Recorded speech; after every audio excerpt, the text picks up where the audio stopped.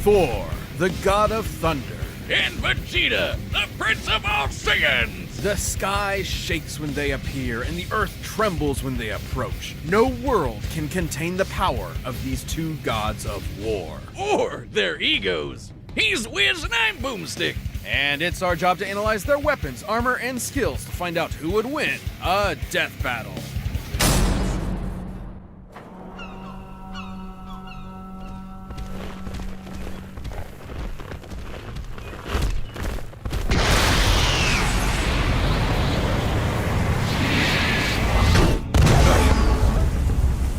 Oh there, mighty warrior. What business havest thou upon earth? Throw that hammer at me again, and my business will be polishing my gloves upon your face!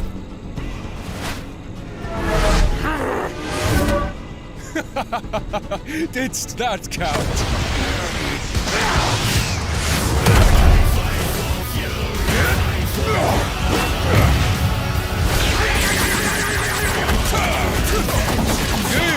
Damnable cur! Thou fight'st well for a mortal. Alas, you face a god!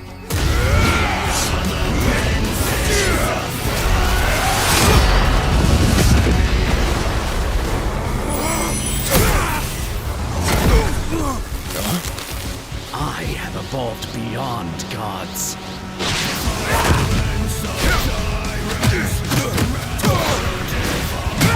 I'm the prince of all Saiyans, and you can burn in hell! Big Bang Attack!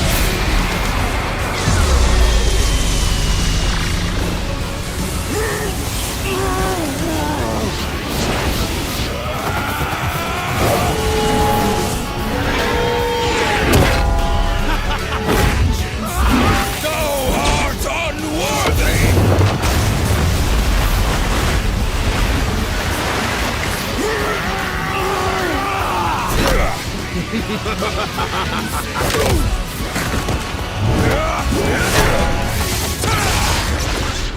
Tell me, does a god such as yourself feel fear?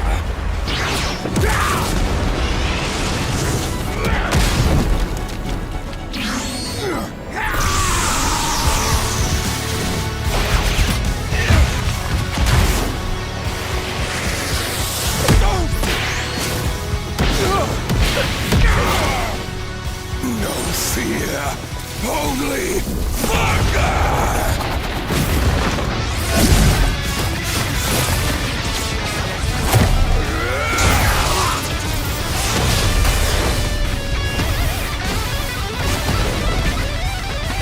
All you will feel is oblivion!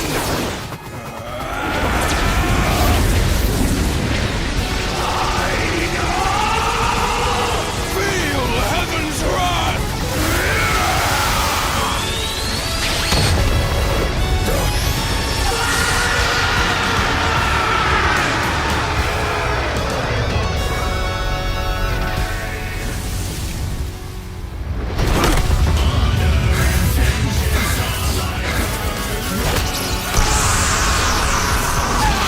Always aim for the head.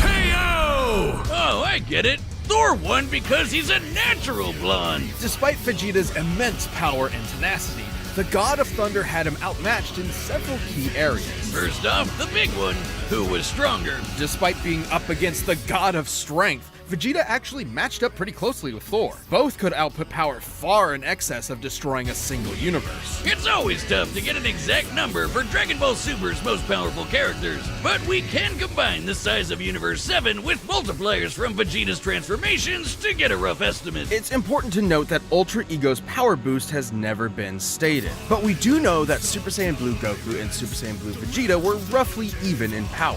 When Goku applied a Kaioken times 20 boost to fight Jiren, Vegeta kept up after going Blue Evolved. implying that both increases in power are roughly the same increase. Similarly, Blue Vegeta matched base Top, and needed Blue Evolve to keep up with Top's God of Destruction form, which is extremely similar to Ultra Ego in theme and purpose. Given this is the best current example of a measurable form akin to Ultra Ego, we can assume that Ultra Ego's boost in power, at least initially, could be extremely similar in terms of a percentage increase, making Ultra Ego's original state about 20 times more powerful than Blue Evolve. With that in mind, Vegeta at his peak could destroy a universe roughly 260,000 times over. And Thor was pretty close to that. Taking a look at the Marvel Universe's size, which has a radius of at least 1 trillion light years, as well as scaling to the Worldbreaker Hulk, Thor ended up only about 10 times stronger. Not terribly different, and it's definitely possible Vegeta's power could increase during the fight to match it. But even if he was stronger, it wasn't the only thing that mattered.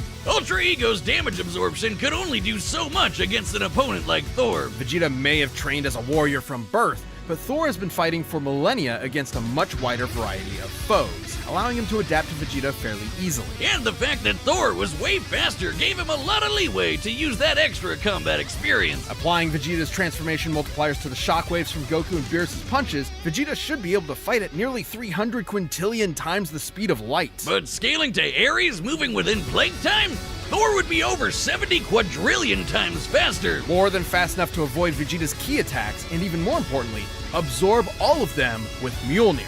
This alone could shut down all of Vegeta's ranged attacks. Sure, Veggie could absorb it back with Spirit Vision, but he'd have to hit Thor first. And with that much of a speed difference, that's easier said than done. And since Thor can just will the energy out of somebody, he could just take it right back, and then some. Even without absorption, Vegeta's ki reserves are not infinite, and many of his battles have ended with him at low energy. He was exhausted by the end of the Tournament of Power, which lasted about 1 hour in total. Meanwhile, Thor fought an army for over a month straight. Theoretically, Vegeta could have ended the fight immediately with Hakai, if not for the fact that Thor has resisted existence erasure before, including physically, spiritually, and temporally. Meanwhile, Vegeta had no way to match the God Blast, which could have killed friggin' Galactus. And that guy has threatened the infinite multiverse with destruction just as a side effect of his battles.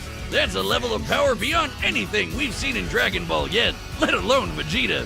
Vegeta was never going to go down easy, but Thor's raw power, speed, and devastating godly abilities were too much for the Prince of All Saiyans. Vegeta nearly won until Thor blew his mind. You might say that pun was kind of terrible. You don't do puns! We've talked about this! Aw. My thing. Well, the winner is Thor.